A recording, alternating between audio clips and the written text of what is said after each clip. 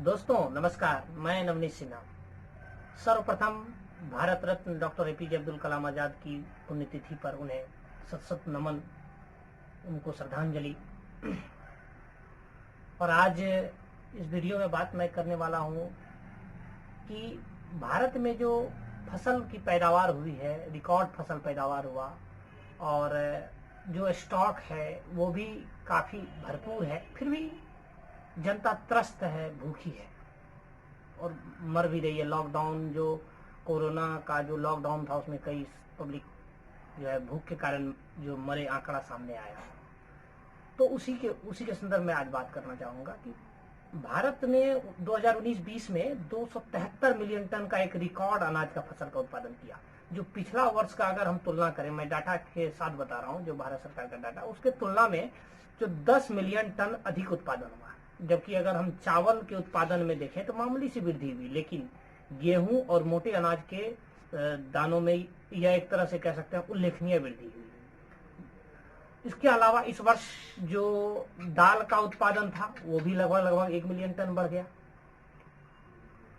अब इस निरंतर अच्छी फसल के परिणाम स्वरूप देखें तो सरकार द्वारा जो बनाया गया खाद्यान्न भंडार है, उसमें वो जो छत है, वो छत तक फसल, वो जो अनाज है वो अट गए हैं। ठीक है। और 20 जुलाई तक जो केंद्रीय पूल में चावल, गेहूं और मोटे अनाज का जो स्टॉक था वो 824 लाख टन पहुंच गया था, जबकि जून में यह 835 लाख टन के एक शिखर पर पहुंच गया।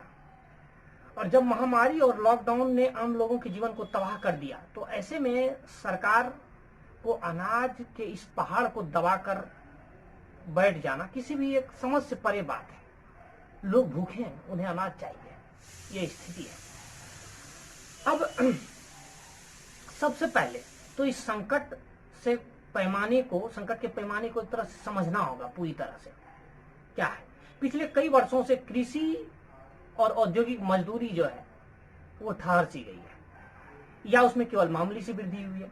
इससे एक गहरे और गंभीर संकट की स्थिति पैदा हो गई है, क्योंकि गरीब परिवार को अपने जो खर्च पूरा करना है, जो मामूली जरूरत की खर्च है, उसके लिए एक संघर्ष की स्थिति उनके साथ बन रही है। एक उपभोक्ता का जो व्यय है, वो सर्वेक्षण जो कभी आधिकारिक रूप से प्रकाशित नहीं हुआ था, उसमें पाया गया था कि परिवार के खर्चों में गिरावट आ रही है। वो प्रकाशित नहीं किया गया था।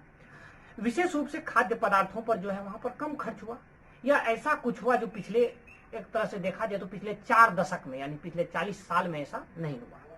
राष्ट्रीय खाद्य सुरक्षा अधिनियम 2013 के प्रावधान के मुताबिक अनिवार्य रूप से खाद्यान्न के बड़े पैमाने पर वितरण के बावजूद भी कुछ राज्यों में भूखमरी से मौतें हुई है, जबकि अधिनियम के तहत लगभग 80 करोड़ 42 लाख लोगों को जो है सस्ती कीमत पर या कुछ राज्यों में मुफ्त में अनाज मिल रहा है।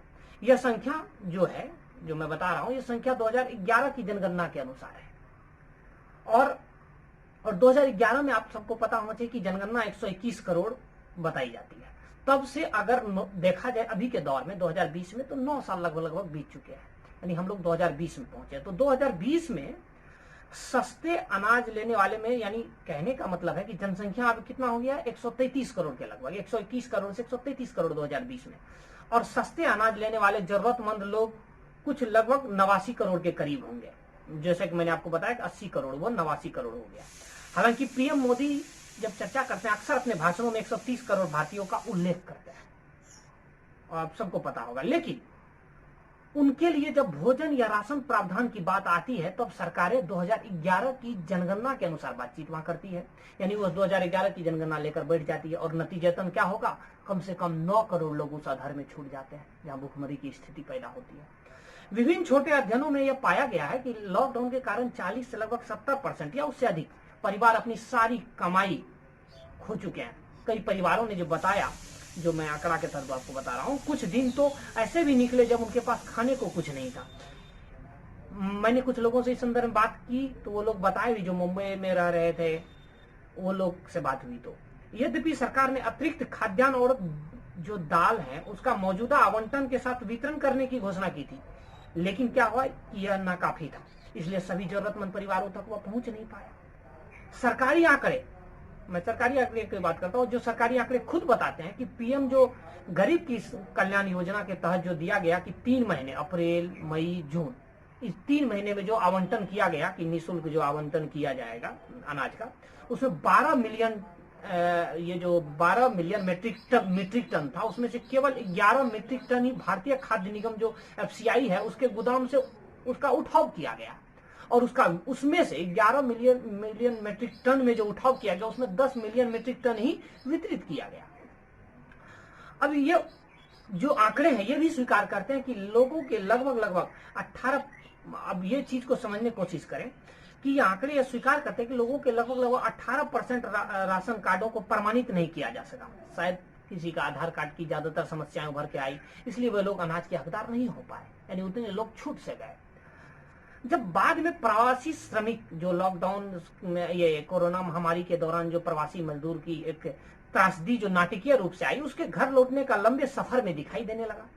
और ये खबर आई कि लगभग 200 से अधिक, जिसकी मैंने वीडियो में शुरू में चर्चा की, 200 से अधिक मजदूरों की थकावट, भूख, प्यास की से मौत हो गई। सरकार ने घोषणा की कि वह उन लोगों के लिए भी जो पीएम GKY जो गरीब कल्याण योजना था उसके तहत अनाज वितरण को बढ़ाएगी, जिनके पास कोई राशन कार्ड नहीं है। और वो उस परिस्थिति में सुलभ आंकड़ों से ये पता चला कि एक अनुमानित आंकड़ों के अनुसार 1 करोड़ या उससे कुछ अधिक प्रवासी श्रमिक के परिवार को 3 महीने में केवल 7.4 लाख मीट्रिक टन जो है अनाज वितरण करवाया गया। फिर भी इस समय सरकार के सारे गोदाम की अगर मैं चर्चा करूं तो एक तरह से अनाज से लबालब भरे हुए हैं। मैंने शुरू में भी कहा कि छत पूरा अट गए हैं। 3 महीने तक अतिरिक्त जो अनाज खाद्यान्न वितरण के बावजूद भंडारण अपने रिकॉर्ड स्तर पर है। स्टोरेज इस साल अनाज खरीद में भी वृद्धि हुई है, इसमें कोई दो राय नहीं है। उसके बाद हालांकि यह बेहतर गुणवत्ता मानदंडों को ढीला करने के कारण भी है, लेकिन फिर भी लाखों लोगों को खिलाने के लिए पर्याप्त भोजन है। तो इस महामारी में, इस लॉकडाउन में भूखमरी की समस्या क्यों हो रही है? सार्वजनिक वितरण प्रणाली अगर देखें, पब्लिक डिस्ट्रीब्यूशन सिस्टम जो PDS है, उसको सार्वभौमिक बनाने और प्रति व्यक्ति आवंटन बढ़ाने से अनाज को बड़े पैमाने पर वितरण न केवल जीवित रहने के लिए एक जीवन रेखा बनेगा, बल्कि क्या होगा, यह कदम गरीब परिवार को अनाज की खरीद के से जो बची धन राशि है वो कोई अन्य चीजों पर खर्च करने में गरीब को मदद मिलेगी, जहां वह अपने आप को एक तरह से पुनर्जीवित करने की स्थिति में हो पाएंगे। फिर भी सरकार को इन गोदामों के तालों को खोलने से इनकार कर रही है इस परिस्थिति में, ताकि न्यूनतम अनाज बाहर जा सके। क्या सरकार, अगर हम समझने की कोशिश करें, अमेरिका की धमकी से डरती है जो कहता है कि भारत को कृषि और भोजन पर सब्सिडी देना बंद कर देना चाहिए? यह मुद्दा विभिन्न अंतर्राष्ट्रीय विचार विमर्शों में छाया हुआ है। क्या यह मोदी सरकार की वैचारिक समझ का भी हिस्सा है? यह आम लोगों को बहुत अधिक मदद नहीं करना चाहती और इस तरह से वह निजी क्षेत्र के लिए एक रास्ता बना रही है? यह सब स्पष्ट नहीं है, लेकिन आज भी सभी भारतीयों की एक दर्दनाक कहानी है। भोजन कम है और भविष्य अंधकार में जा रहा है।